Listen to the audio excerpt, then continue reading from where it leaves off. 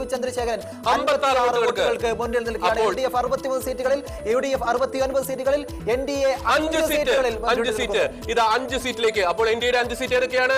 കഴക്കൂട്ടം, കാസർഗോഡ്, പറയുന്നത് പോലെ നേമമുണ്ട്, മലപ്പുറമുണ്ട്, പാലക്കാടുണ്ട്. അപ്പൊ ഈ മണ്ഡലങ്ങളിലൊക്കെ NDA മുന്നിൽ നിൽക്കുന്ന ഒരു കാഴ്ചയ്ക്കാണ് നമ്മൾ സാക്ഷ്യം വഹിക്കുന്നത്. ഇരിക്കൂർ, അഴീക്കോട്, കണ്ണൂർ ഈ മണ്ഡലം, ഒപ്പം തന്നെ പേരാവൂർ, ഈ മണ്ഡലങ്ങളിലാണ് കണ്ണൂർ ജില്ലയിൽ UDF മുന്നിൽ നിൽക്കുന്നത്. ഓർക്കുക, ഇരിക്കൂര്, അഴീക്കോട്, പേരാവൂര്, കണ്ണൂര് ഈ മണ്ഡലങ്ങളിൽ കണ്ണൂർ ജില്ലയിൽ അവർ മുന്നിട്ട് നിൽക്കുന്നു. ആലപ്പുഴ ജില്ലയിലേക്ക് വരികയാണെങ്കിൽ ചെങ്ങന്നൂർ, മാവേലിക്കര അവർ ശക്തമായിട്ടുള്ള മുന്നേറ്റം കാഴ്ചവെക്കുന്നുണ്ട്.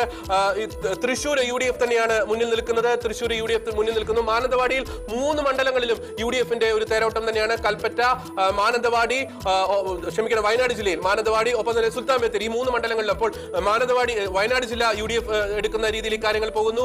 ഈ കാസർഗോഡ് ജില്ലയിൽ ഒരു സ്ഥലത്ത് പോലും നിലവിൽ UDFന് മുൻതൂക്കമില്ല. അവിടെ മഞ്ചേശ്വരത്ത് NDA, Kasaragod NDA, ഉദുമയിൽ LDF, Trikaripur LDF, Kanhangad LDF. അപ്പോൾ കാസർഗോഡ് ഒരു അക്കൗണ്ട് തുറക്കാൻ UDFന് ഇതുവരെ സാധിച്ചിട്ടില്ല എന്നതാണ് വളരെ പ്രധാനപ്പെട്ട ഒരു കാര്യം. അക്കൗണ്ട് തുറന്നേ മതിയാവൂ, എങ്കിൽ മാത്രമേ UDF പറഞ്ഞിട്ടുള്ള കണക്കിലേക്കൊക്കെ വരികയുള്ളൂ. കാസർഗോഡും കയ്യിലുണ്ടായിരുന്ന മണലൂർ TN പ്രതാപൻ മുന്നിലാണ്. റോജി, തീർച്ചയായിട്ടും. കൊച്ചിയിൽ മുഹമ്മദ് ഷിയാസ് 2000 വോട്ടുകൾക്ക് മുന്നിൽ എന്നൊരു വാർത്ത വരുന്നുണ്ട്. 2000 വോട്ടുകൾക്ക് മുന്നിൽ എന്നൊരു വാർത്ത വരുന്നുണ്ട്. കുന്നത്തനാട് ശ്രീനിജൻ അവിടെ മുന്നിലാണ് എന്നൊരു വാർത്ത വരുന്നുണ്ട്. കുന്നത്തനാട് ശ്രീനിജൻ മുന്നിലാണെന്നൊരു വാർത്ത വരുന്നുണ്ട്. കോവളം M വിൻസെന്റ് മുന്നിലാണ്. അത് കോൺഗ്രസിന്റെ സിറ്റിംഗ് സീറ്റ് തന്നെയാണ്. കോവളത്ത് M വിൻസെന്റ് മുന്നിലാണെന്നൊരു വാർത്ത വരുന്നുണ്ട്. അത് അവർ പ്രതീക്ഷിച്ചിരിക്കുന്ന ഒരു പോരാട്ടം തന്നെയാണ് കോവളത്ത് സംഭവിച്ചിരിക്കുന്നത്. ഒപ്പം തന്നെ 39 വോട്ടുകൾക്ക് മുന്നിൽ. കുണ്ടറയിൽ PC വിശ്വനാഥ് 51 വോട്ടുകൾക്ക് മുന്നിലാണ്. ഹരിപ്പാട് അറിയാം രമേശ് ചെന്നിത്തല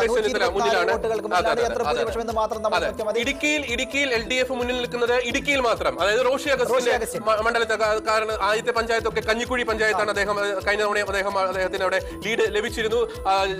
ചേർത്തല LDF അവിടെ മുന്നിലാണ്. ചേർത്തലയിൽ LDF മുന്നിൽ നിൽക്കുന്നു.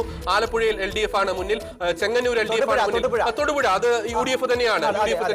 അത് അബു ജോൺ ജോസഫ്, അവിടെ PJ ജോസഫിന്റെ മകൻ. ഉദുമയിൽ CH കുഞ്ഞമ്പു. കാട്ടാക്കടയിൽ IB സതീഷ് അവിടെ മുന്നിൽ നിൽക്കുന്നു. അത് അവരുടെ സിറ്റിംഗ് സീറ്റ് തന്നെയാണ്.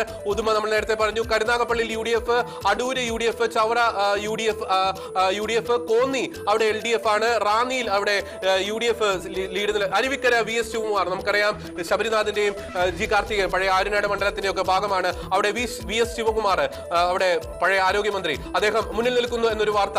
ഇഞ്ചോടിഞ്ച് പോരാട്ടമാണ് പ്രിയപ്പെട്ട പ്രേക്ഷകരെ.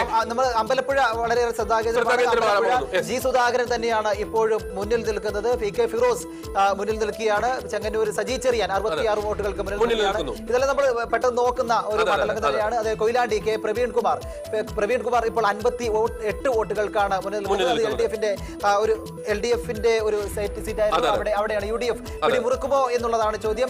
K ശശീന്ദ്രൻ 52 വോട്ടുകൾക്ക് മുന്നിൽ നിൽക്കുകയാണ്. എലത്തൂര്, അതായത് 52 വോട്ടുകൾ മാത്രമേ പഴയ ട്രെൻഡൊക്കെ നോക്കുകയാണെങ്കിൽ വലിയ വോട്ടിലേക്ക് പോകാനുള്ള ഒരു സാധ്യതയൊക്കെ ഉണ്ടായിരുന്നു. പക്ഷേ 52 വോട്ടുകൾക്കാണ് ഭരണവിരുദ്ധ വികാരം ഉണ്ട്. പക്ഷെങ്കിൽ പോലും അതിനെ മറികടക്കുന്ന രീതിയിലുള്ള എന്തൊരു ഫാക്ടർ അവിടെ കളിച്ചിട്ടുണ്ടെന്നാണ് നമുക്ക് മനസ്സിലാക്കാൻ സാധിക്കുക. LDF വീണ്ടും ഇതാ ലീഡ് നില ഉയർത്തുന്ന രീതിയിലേക്ക് കാര്യങ്ങൾ പോകുന്നു. 64-68 ഞങ്ങൾ പിന്നിൽ തന്നെയുണ്ട് എന്ന് പറഞ്ഞുകൊണ്ട് LDFും ഇതാ മലപ്പുറം ജില്ലയിൽ തവനൂര്, പൊന്നാനി പോലുള്ള സ്ഥലങ്ങളിൽ പൊന്നാനിയിൽ തീർച്ചയായിട്ടും LDF ആണ്. കായംകുളത്ത് ഇതാ ലീഡ് തിരിച്ചു പിടിക്കുന്നു. കായംകുളം U പ്രതിഭ മുന്നിൽ എന്നൊരു വാർത്ത വരുന്നുണ്ട്. അതായിരിക്കാം LDFന്റെ ആ ലീഡ് നില 64ലേക്ക് എത്തിയത്. നേരത്തെ M ലിജു ആയിരുന്നു അവിടെ മുന്നിലുണ്ടായിരുന്നത്. കായംകുളത്ത് U പ്രതിഭ അവിടെ മുന്നിൽ നിൽക്കുന്നു.